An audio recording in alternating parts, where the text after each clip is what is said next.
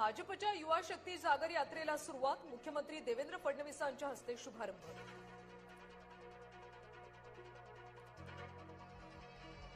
विधान परिषदेसाठी एकनाथ शिंदेंचं धक्कातंत्र, शिंदेंनी बच्चू कडूंना विधान परिषदेची ऑफर, सूत्रांची माहिती, बच्चू कडू कोणता निर्णय घेणार याकडे लक्ष। शरद पवार पुन्हा एकदा रुग्णालयात दाखल, नियमित वैद्यकीय तपासणीसाठी ब्रिच कँडी रुग्णालयात शरद पवार यांची प्रकृती स्थिर असल्याची सूत्रांकडून माहिती।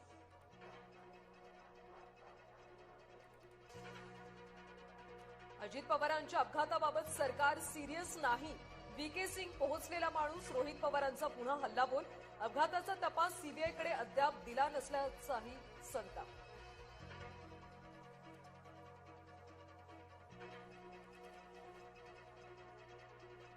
महाराष्ट्रात सरकारी कर्मचारी आजपासून संपावर, सुमारे 17 लाख कर्मचारी संपावर गेल्यानं सर्वसामान्यांचे हाल, प्रलंबित मागण्यांकडे दुर्लक्ष केल्याचा आरोप।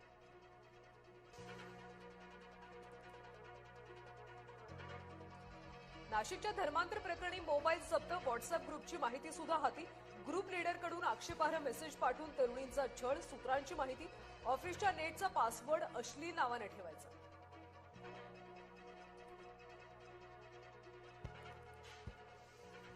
नाशिक टीसीएस धर्मांतर प्रकरणात धक्कादायक माहिती समोर, आरोपी एका पीडितेला झिरो फिगर नावाने हाक मारायचा, तू क्या झिरो फिगर हो क्या असं म्हणत खेचायचा साडी।